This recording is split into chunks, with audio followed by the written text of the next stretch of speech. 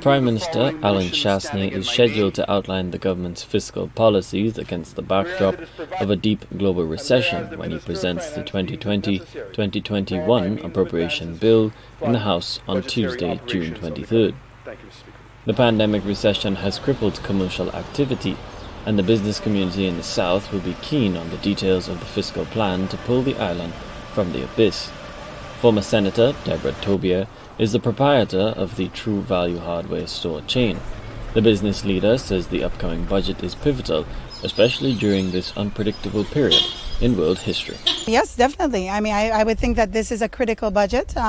This is a very uncertain period, and as much as you would want to remain optimistic about future recovery, I think that it would be a very, very important thing for government to look holistically at sustaining the economy in any way possible, notwithstanding the fact that we appreciate that there are limitations as to, budgetary constraints running the country. Thousands of St. Lucians out of work and many more joining the unemployment line every day as business after business flounders. All eyes will be trained on Prime Minister and Minister for Finance Allen Chastanet for coherent policy prescriptions.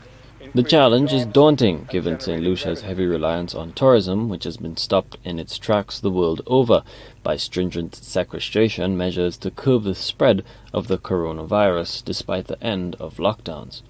Vieux suggests an extension of the initial NIC-backed 3-month income relief program. She also believes dialogue is vital to create what she calls an extraordinary budget. One of the things that we don't consider, I think there was talk about tax relief. This is something that would benefit us in the future.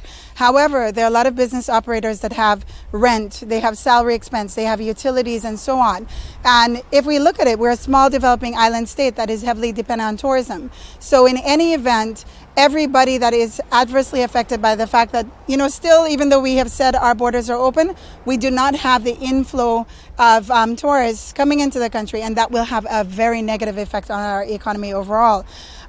What I would imagine is that there should be consultation with all of the different sectors to come up with something that is sustainable for the long view. It would be an extraordinary budget, I would imagine, and I would think that there would be room and scope that whatever is defined in the budget in Parliament tomorrow, there would be amendments or changes to accommodate this uncertain period. The Prime Minister presented the budget estimates for 2020-2021, that is, the line items in a record amount of $1,697,312,800 back in late April 2020. While the estimates focus on the numbers, Tuesday's speech will underscore the actual policies behind the figures and the government's game plan to spur economic activity to generate revenue to pay for services. Colby DeVoe, HTS News Force.